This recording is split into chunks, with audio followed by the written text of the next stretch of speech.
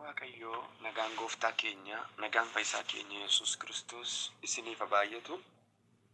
Jaalatamoo maatii gooftaa saba dhiiga qulqullaa'aa Yesuusiin bitamtan guutummaa keessaniif golaa fi gulantaalaaf biyya mandara jirtanitti nagaan Kiristoos dabalee daddabalee isiniif haa baay'atu. Ayeddumatuun jechuun jaalladha. Ani obboleessi keessan afuraa raajii waaqennee nagaadha gooftaa keessatti nagaan koo baay'eedha.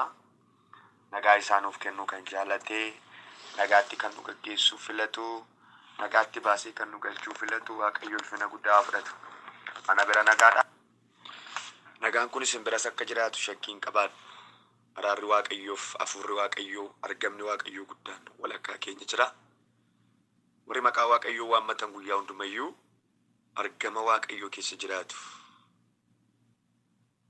Iddoo Waaqayyoo jiru wanta Waaqayyo isaaniif malee fi isaaniif karoorsi keessa jiraatu namoonni Waaqayyoon amanatan Waaqayyoon kan eeggatan.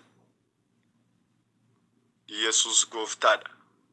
Kanaaf iddoo kanatti fuula Waaqayyoo eeggachuu keessaniif Waaqayyo barbaaddachuu keessaniin karaa Waaqayyoo deddeebi'aa fuula Waaqayyootti argamaa namoonni jirtan Waaqayyo isin faana malee kophaa keessanii miti. Araarri Waaqayyo isin faana jira. Ayyaanni Waaqayyo isin faana jira. Tokkummaan hafuura qulqulluu isin faana jira. Gaggeessummaan hafuura Waaqayyo isin faana jira. Haalota namatti hin tolle, haalota namaaf hin mijanne, haalota gaarii hin taane keessatti kan nama gaggeessu harki Waaqayyo nu faanadha. Maqaan Kiristoos bara baraan kan eebbifamee fi kan ulfaate ta'u. Waaqayyo rakkina ilma namaa hin arga. Dhiphina ilma namaa hin arga. Guyyaa hundumaa yeroo hundumaa waa'ee namaa ilaalaa oola. Nu yemmaa guyyaa kanatti hojii baay'ee qabna. Hunduu inni hojii mootummaa hojjetu biiroo mootummaa keessa oolaa. Ga'ee hojii isaa kenname sana ilaalaa oola. Inni qonnaan bulaan maasaa keessa oolaa. Xiyyeeffannaan isaa hojii isaa irra ta'a. Inni baratus akkasii wanti hundiyyuu akkana. Gooftaan keenya Yesuus Kiristoos hojiin isaa guddaan xiyyeeffannaan isaa ilaalchi kan isaa maalirra jira wannee ilmaan namootaati. Guyyaa hundumaa halkanitti guyyaatti otoo hin rafiin nu eeguudhaan nu tiksuudhaan fayyina keenya cimsuuf gara gaariitti nu dabarsuudhaaf yeroo hundumaa nu eega nu gaggeessa nu gargaara jabina nuuf ta'a humna nuuf ta'a. Kun amala Waaqayyooti.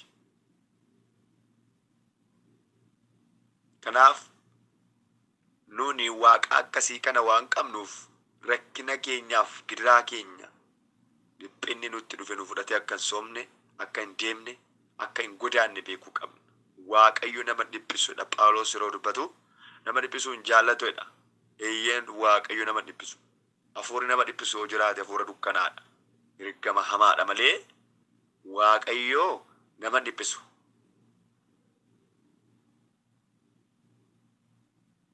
Kanaaf si fayyisuu jaallata. Yoo ati ba'aa lafa keewwatte jaallata. Yoo ati aara galfatte jaallata Waaqayyo. Kana addoo kanatti Waaqayyoodhaatti aara galfannee abdiif amanannaa guutuun fuula Waaqayyootti dhiyaannee Waaqayyoon barbaaddanna. Waaqayyo gaariidha waan ta'eef. Haleluuyaa. Haleluuyaa. Ati gaariidha Yesuus. Ilabaji kanas. Reekoo sheeleba toorra baadiyana magaayaa. Qulqulluuf amanamaa Waaqa taate. Waaqa hundaa olitti jiraattu. Waaqa ba'aa namaa namarraa gadi buustu. Gidiraa namaa keessaa kan nama fuutu. Dhibboonii fi gaafiin fuula keetti gaafii ta'ee hafu hin jiru. Hin deebi'a mana keetti. Fuulli kee yeroo hundumayyuu saba keef ifaadha. Fuulli kee guyyaa hundumayyuu warra kan kee taaniif ifaadha. Oolicha mudaa hin qabne. Abbaa nagaa hangafa nagaa, maqaa gooftaa Yesuus Kiristoosiin galanni siif haa ta'u.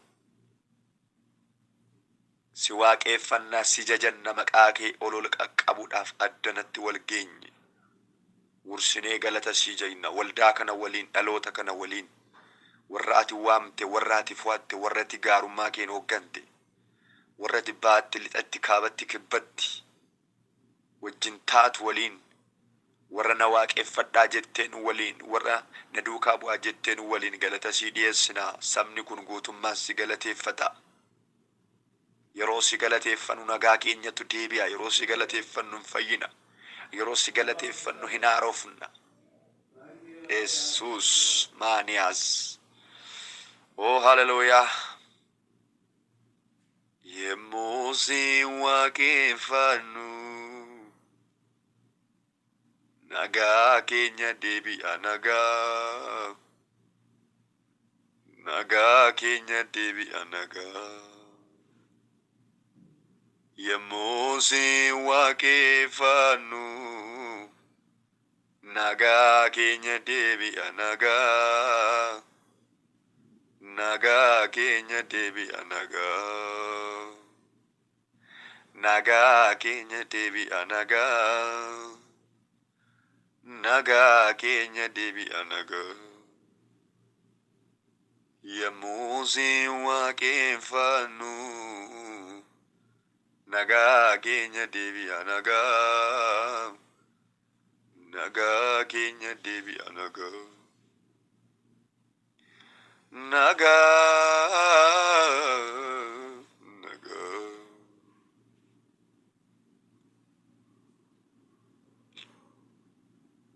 Nagaa keenyatu deebi'a. Si waaqeffachuu keenya keessaa waan du'a oolleef, waan bu'aa baay'ee karaa kee dabarreef maqaa Yesuus Kiristoosiin jajuun galanni siif haa ta'u. Abeet, haleluuyaa. Keessa keessaniin Waaqayyo waaqeffadhaa. Jaalladhaa gooftaa. Addanatti wal ga'uun keenya Waaqayyo jajuuf, Waaqayyoon ol qabuuf, galateeffachuudhaaf. Si du'a naan bisee, situ rakkina koo hambisee, bu'aa bayii dhalli namaa keessa darbuu hin dandeenye sana siinan darbee dhufe, iddoo ulfaataaf gaara yaaddoo sana kan hin qaxxaamuree dhufe karaa keedhaa. Ati anaaf waan guddaadhaati, anaaf jireenya koo dhadhin Waaqayyo galateessi. Diikaa maashaa taasisaa namaan ta'u. Waakaraa baashee anamaati aloosii anamaan ta'u. Haleluuyaa, galatoomi jedhiin Waaqayyoodhaani. Boollaa du'aa keessaa harkistee na baaste, dhakaan sochoone gubbaa miilla koo dhaabbachiiste. Dhokkee akka subeetti namaa qabatu, kiyyoo hamaa riphee nama eeggatu. Karaa keenan darbee malee hin qabu sababa bira. Harki kee jabina koo naaf ta'eera. Harki kee jabina koo naaf ta'eera. Barruun kee jabina koo naaf ta'eera. Harki kee jabina koo naaf ta'eera. Harki kee jabina koo naaf ta'eera. Harki kee jabina koo naaf ta'eera. Harki kee jabina koo naaf ta'eera. Naaf ta'eera. Harki gooftaa koo sagalee michuu kooti yeroo naga'u. Nagaan koo irraa faadhaa kan hin naga'u. Gara isaa dhumnaa nanaan mijatee, gaarummaan gooftaa koo narra baay'ate. Sagalee Waaqayyoo irraa lafa tokko nan dubbisaa, maqaa gooftaa Yesuus Kiristoosiin akkanidha. Waaqayyoo mana namaa yoo ijaaruu dhabaate warri isa ijaaratan akkasumaan hin dadhabuedha. Waaqayyo mandara tokko yoo hin eegu dhabaatee namni isa eegu akkasumaan eegaa bulaa'edha. Isin bariidhaan kaatanii utuu gad hin taa'inii hamma waariitti warra hojjetan buddeena nyaataniifis warri dadhabdan akkasumaan hin rakkattu. Inni michoota isaatii fi hirriba keessatti iyyuu akkuma kanaa hin kennaaf. Haleluuyaa. Haleluuyaa.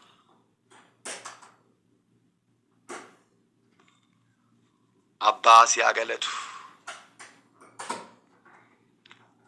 Yeroo ganama kana maqaa Yesuus Kiristoosiin dubbii keen, sagalee keen, hafuura qulqulluu dhaloota kana bira akka dhuftu.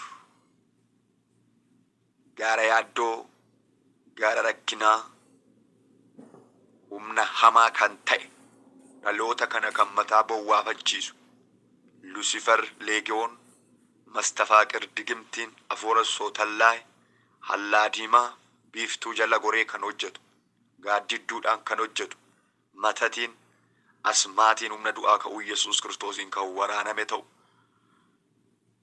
Dhaloonni kun akka an karaattatamu kan taasisu karaattafummaa, iyyuma, salphina, baanii gala dhabuu, du'a tasaa kan awwaju, dhukkuba adeemaa saafaa dhaloota kana gubbaarratti kan labsu, mootummaan du'aa fi dukkanaa kan garagale ta'u. Garagaleera dhimee ofirraa, garagaleera jedhimee ofirraa የጨለማ ጉልበት የጥልቁ አሰራር በጌታ በኢየሱስ ክርስቶስ ገልብጬ ያለው የተገለበጠ ይሁን። ፕራክ ዚሾን ቫቲን ሌዲ ካማቱ ዳባጄኒያ የሞት መንፈስ አፉረ ዱአ ልቡ ነማረት ከን ጤፈቱ ደሎታን ከኛቱ በረዴራፍ ነሞታ መናኛ ዴራ መጋላ መና ኬሰት ልቡ አመከና በሌሴራ ተንጀዱ balaa tasaatiin kan nama nyaatu, balaa konkolaataa, balaa xiyyaaraa, balaa baaburaa, akkanuma balaa markabaatiin dhaloota galaanarra deeman, qilleensarra deemanii fi lafarra deeman qaraxxafee nyaataa kan ture waraanaan, dhibeedhaan, jeequmsa garaa garaatiin humna du'aa ka'uu Yesuusiin dhaloota kana gubbaarratti hin hojjetiin. Maqaa Yesuus Kiristoosiin Dima Juka Sapanta Miko Poroko Shadeges Satabadiana Magia Welebetuana Matoseke Paradabotia Warana Mimaka Jesus Christus Radia Mato Dabasia Abduke Sakanderaru Samun Alota Kana Wak Ayo kan nageenye kan godhu Samun Alota Kana Abdi kan arganne kan godhu Wak Ayo dhaga'ee namni naan abdi argata abdirraa kan fageessu abdi Alota Kana kan nyaatu በኢየሱስ maqaa qulqulluu Yesuus Kiristoosiin ammarraa kaasee kan nyaatame ta'u, kan diigate ta'u, kan rukutame ta'u, kan waraaname ta'u humna du'aa ka'uu Yesuus Kiristoosiin. የጨለማ ጉልበት humna dukkanaa, humna du'aa ka'uu Yesuus Kiristoos hin injifanne. Humna dukkanaa, humna Waaqayyo irraa argamu hin injifanne. Humna dukkanaa isa dadhabaa akeeka kee diigeera ammaa kaasii dhaloota kana gadhiisi maqaa Yesuus Kiristoos. Riikaa maachaataa paarabaadiyaas. Reebeegaan toora boshee adabaasiyanamaan. Teera labaadiyaa gaassa. Reemenemeen toora boshee lebeediyaa. Obboleettii tokko qabdee kan jirtu. Nan ajjeesa reenfa ishiin biyya kana keessaa gasha kan jettu. Dafi biyya Joordaan keessatti lubbuu kana gubbaarratti ergamtee kan jirtu. Sirrukuta amma bobai kee maqaa Yesuusiin hinduuta malee hin jiraattu jettaan. Billaan ari'ataa jirta. Dubartii tokkorra bultee lubbuu kana dararaa jirta. Ari'ataa jirta. Waraana irratti bantee jirta. Dafi keessaa maqaa Yesuus Kiristoosiin sina jaja maqaa Yesuus Kiristoositiin deemirraa maqaa Yesuus Kiristoosiin. Billaan Waaqayyoo si haa nyaatu. Eeboon Waaqayyoo si haa nyaatu. Isheen kan gooftaadha. Isheen gooftaadhaan kan himamteerti. Isheen harka Waaqayyoo keessatti baatamti. Waaqayyoon kunuunfamti. Waaqayyo hin baata. Waaqayyo hin eega. Waaqayyo isheen gatu.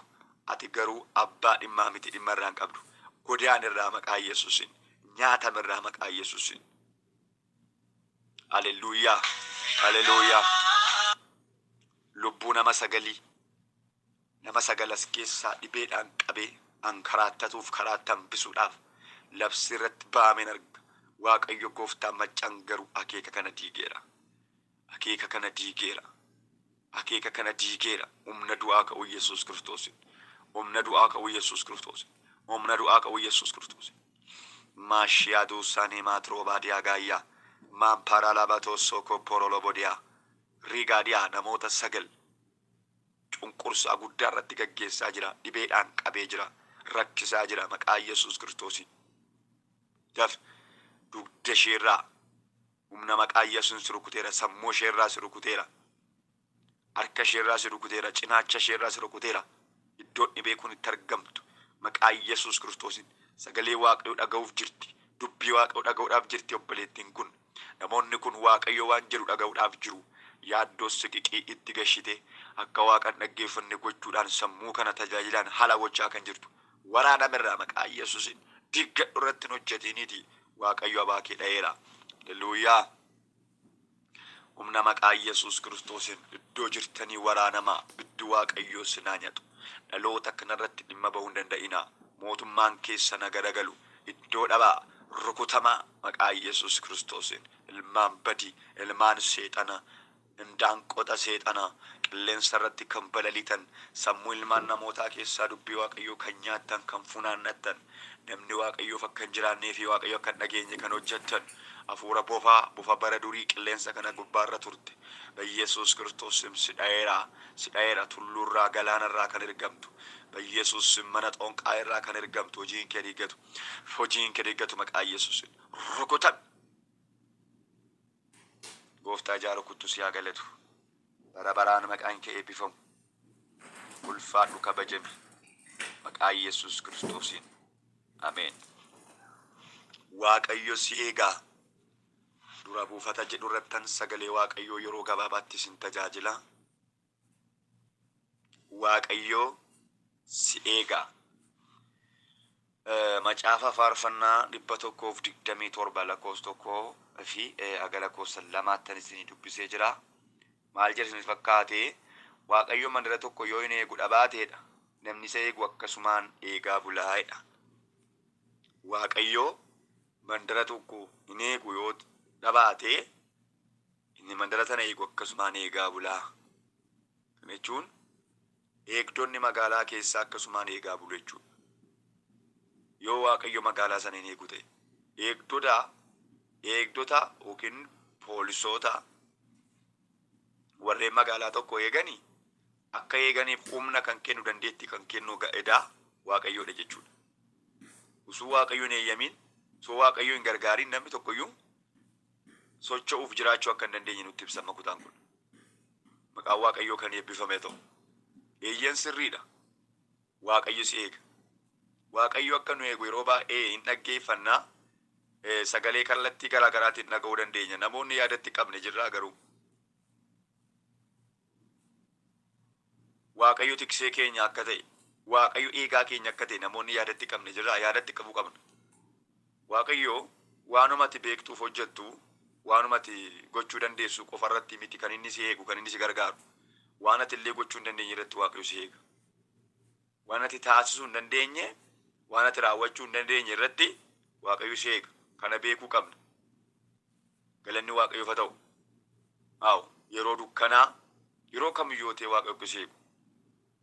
Fakkeenyaaf Waaqayyo guyyaa qofa, guyyaa yeroo ifti jiru, yeroo aduun ba'u, lafa ifaa qofatti miti Waaqayyo kan si eegu. Halkanis si eega Waaqayyo. Waaqayyo ammaa kaasee jedha. Amma bara baraattedha. Ba'uu keetii fi galuu kee maal godhaa? Hin eegadha. Yesuus Kiristoos yaadinaan. Waaqayyo tiksee keenya isa sirriidha. Firoota koo. Kana beekuu qabna. Halkan kan bineensaatii, halkan kan waan biraati jennee mana taa'uutu hin taane kaayyoo qabannee manaa baane gatuu fi dhiisuu osoo hin ta'in halkanis yeroo namni nama hin eegne, yeroo eegduun hin jirre, Yeroo maalumtiyyuu hin jirre Waaqayyo akkasii eegu. Yeroo hattuun nama saamuu dandeessu. Yeroo rakkinni jiru. Haleluuyaa.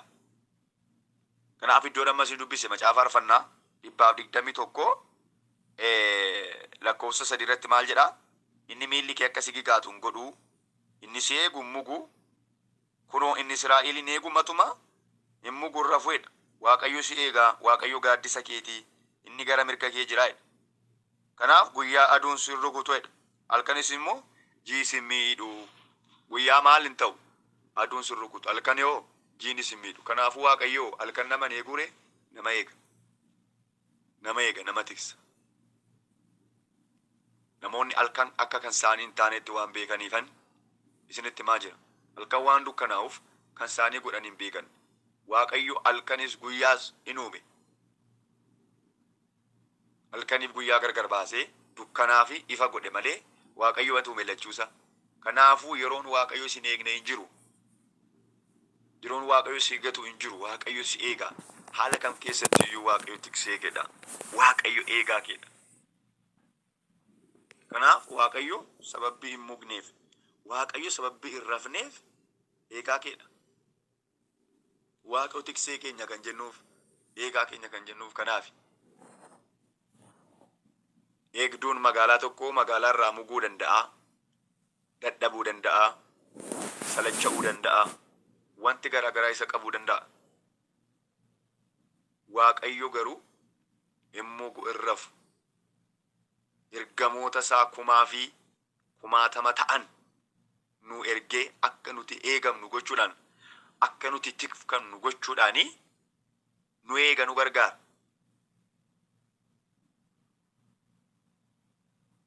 Namoonni ija keessan Waaqayyo irraa fudhataa jirtan, nagateera Waaqayyo, nan eegu Waaqayyo, na dhiiseera Waaqni namoonni jettan. Waaqayyo guyyaa akkanaa iddoo akkanaa bakka kanaatti malee bakka kanaatti nama eegu namoonni jettan yoo jiraattan ilaalcha keessan geeddaraa.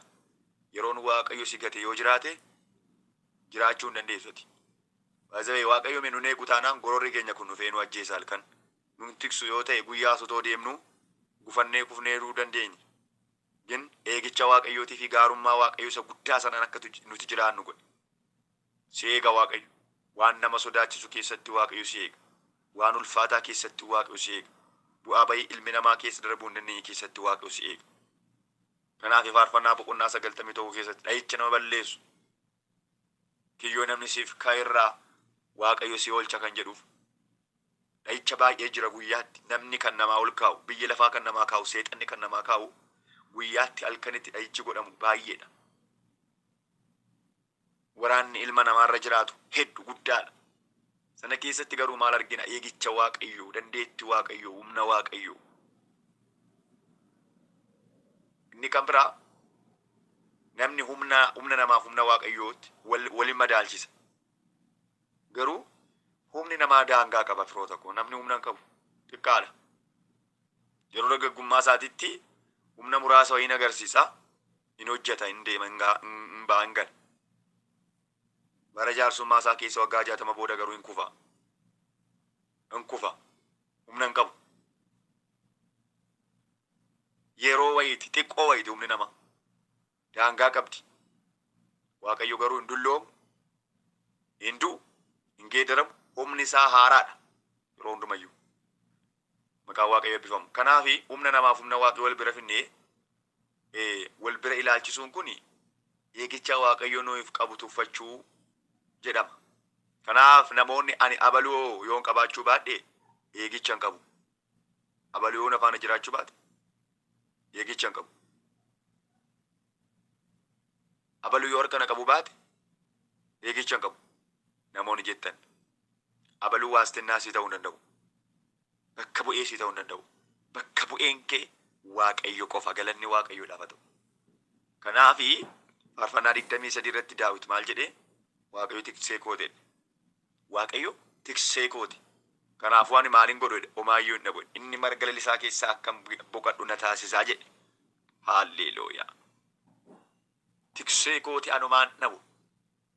Iddoo marga lalisaa keessa akkan boqadhu na taasisa. Waaqayyo. Waaqayyo. Kanaaf Waaqayyo tiksee keeti. Waaqayyo si eega. Bara Waaqayyo si eegu keessatti boqonnaatu sii ta'a. Gungumaa jiraatta miti. Waakkataa jiraatta miti. Saassataa jiraatta miti. Boqotaa jiraatta. Aara galfataa jiraatta. Waaqayyo galateeffataa jiraatta. Waaqayyo si boqachiisa. Waaqayyo iriftii sii kenna. Yesus Kiristoos geetaa na'u. Kanaaf kutaa kanatti maal jedhaa? Waaqayyo mana namaa yoo hin ijaaruu dhabaateedha. Warri isa ijaaranis akkasumaan itti dadhabuudha. Waaqayyo mana namaan ijaare taanaan akkanumaan dadhabuudha. Waaqayyo waa hundumatti iyyuu eegaa sirriidha firoota koo. Namni akkanumaan ijaarsa ijaaru Waaqni ni ijaare taanaan manni Waaqni ni ijaare hin diiggata. Yesus Kiristoos geetaa na'u. Haleluuyaa. Inni ijaarre taanaan akkanumaan dadhabaa. Gaattiraa mukeen babba'eeyyiif muka namatti tolu fidee ijaaree dhakaadhaan masarata hidhee lafa keessaa dachee keessaa fuudhee baasee mukeen humna qabanii fi akkasumas immoo dhakaa keessaa dhakaa isa beekamaadhaan mana isaa ijaarrate Waaqayyoon hin ijaarre taanaan mukti sun hin diiggata, dhakaan sun dhakaa irratti diiggata.